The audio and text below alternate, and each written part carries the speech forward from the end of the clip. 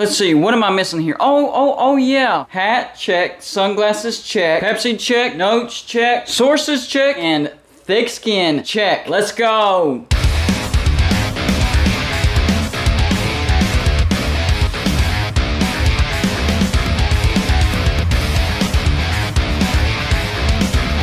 Welcome back to Going Uploaded, everybody, and all we do here is college football. So if you're a college football fan, go ahead and hit the like and subscribe button. And as always, feel free to send gear to represent you and your team. Look around. That's what my background is made of. So if you want to be a permanent part of Going Uploaded and my background, send gear to represent yourself and your team to P.O. Box 360, Liberty, South Carolina 29657. Going Uploaded, back at you with a car video, yeah. Yeah, it's another car video, I know. But you know what that means? That means Golden Bluetooth is working hard. I'm busy. Regular life stuff. Still fitting these videos in whenever I can. I'm in the car line waiting on my kids. Let's do a video. Newest rumor going on in the ACC. Kind of resembles what went on in the Pac-12 in the offseason. What am I talking about? Well, in the Pac-12, we heard the TV deals for the Pac-12, well, for one thing, they're falling apart. Fox completely backed out. The figures that ESPN came up with and the Pac-12 came up with were very far apart. In fact, the Pac-12 wanted a $1.5 billion deal. Don't know what they were thinking with that. Anyways, the negotiation time for that has lapsed. So I don't know what they're going to do. I don't know if they're going to start it up or if they have to take whatever deal ESPN offers. I don't know how that works. But they were wanting unequal revenue share. Oregon and Washington were wanting 16.6%, and then Stanford and Cal was going to get 13.5%, and then the rest, Arizona, Arizona State, Oregon State, Washington State, Colorado, and Utah, were going to be stuck with 6.6%. Now, I don't know if that went through, or if it fell through, or if that's going to happen, or anything like that, but that's what everybody was talking about, unequal revenue share, so that the Pac-12 could keep their bigger brands and keep them happy. Well, it seems like the rumors for unequal revenue share have kind of trickled down to the ACC. So another thing that we heard in the offseason was that the SEC was interested in Clemson, Florida State, North Carolina, and Virginia. They were definitely interested in that, but of course all that hit the wall that is the grant of rights.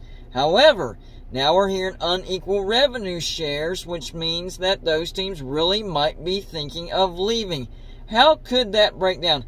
I don't know the numbers that they came up with or if there are numbers right now, but here are the numbers that I came up with that make the most sense. And you might disagree with which team belongs in which bracket, but just for the sake of argument, these are the brackets that I came up with, and these are the percentages that I came up with. In the bottom bracket, you have 4 teams: Pitt, Georgia Tech, Wake Forest, and Boston College. The percentage that I came up with them, 4%. Yeah, I know, that is a low percentage. But those are 4 of the lowest revenue producing teams in the ACC. So I came up with 4%. And whenever I get to the higher teams, it's not that big of a gap. If you look at the Pac-12, the gap is 6.6 to 16%. That's a 10% gap. It's not going to be that big of a gap in the ACC because, well, there's more teams. Alright, the next bracket, I have just 2 teams. Louisville and Duke, they get 6%, so 2% higher than the lowest, but they're not going to be that far away from the highest. Alright, the next bracket, Miami, NC State, Virginia, and Syracuse, they get 8%, so they get a higher percentage as well, but not as high as the highest bracket.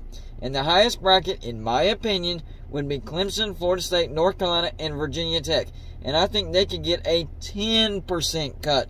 See how this is going? Going increments of 2%. So there is a gap from one bracket to the next bracket, but it's not a massive gap. And it's really not a massive gap from the bottom bracket to the top bracket like it was in the Pac-12. Really, the bottom bracket is making 4%, and the top bracket is making 10%. So that's only a gap of 6% instead of a gap of 10%. I think this is very, very doable. I know those bottom bracket teams are looking at 4%. That's lower than the lowest brackets of the Pac-12. Yeah, but you're probably going to be making more money, and there's more teams, so you got to figure out a way to where there's not as big of a gap from the bottom bracket to the top bracket. So Pitt, Georgia Tech, Wake Forest, Boston College making 4%, Louisville and Duke making 6%, Miami, NC State, Virginia, Syracuse making 8%, and Clemson, Florida State, North Carolina, Virginia Tech making 10%. Now, the only thing that I can think of as far as why they would even bring up unequal revenue share, number one, they're looking at these other conferences, mainly the Big Ten and the SEC. They're like, man, they're making a lot of money. I know we're stuck in this bad TV deal, and these grant of rights are horrible. How can we bump up our value even though we know we can't renegotiate our TV deal at this moment? Maybe in the future they can, but right at this moment they're not doing that. Well, the only way to do that is unequal revenue share. I think these brackets are fair. I think the teams fit in the right brackets. Y'all might disagree with me on that. That's fine. Leave your comments in the comments section. But why would they suggest this? How would they suggest this? Well, there is a way around the grant of rights, and I've talked about it multiple times, and that's getting an 8-team majority to vote down the grant of rights.